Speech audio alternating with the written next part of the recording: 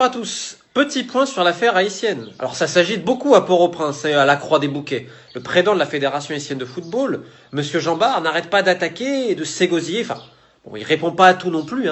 En référence à cette interview à Radio Magique 9, on lui a demandé est-ce que vous avez eu des enfants avec des joueuses, etc. Bon, là, il a préféré ne pas répondre.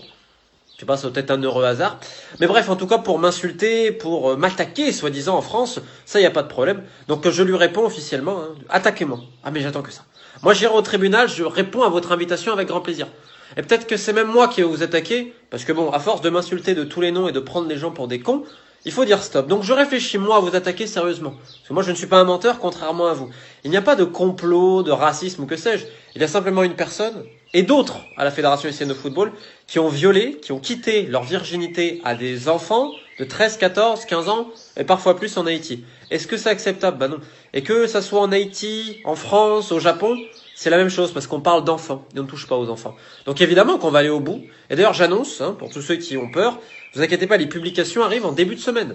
On a dû attendre un petit peu parce qu'il y a un processus légal, les droits de réponse, etc. Et tout. Donc vous inquiétez pas, ça arrive. On a bien travaillé, on a même très très bien travaillé. Et puis moi je travaille sur d'autres choses, parce qu'il n'y a pas que les publications. Il y a aussi tout le reste du travail, parce qu'on ira au bout. Les victimes le méritent, et je me bats surtout pour des enfants, et qu'ils soient haïtiens, français ou tout.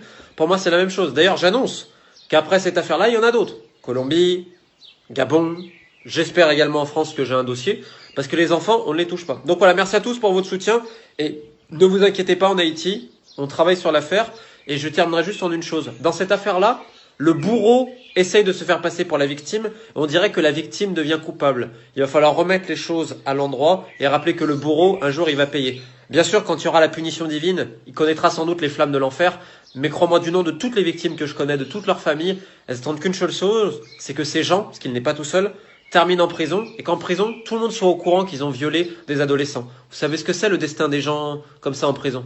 Voilà. C'est la volonté, je pense, de toutes les victimes et de moi, du plus profond de mon cœur. J'irai jusqu'au bout.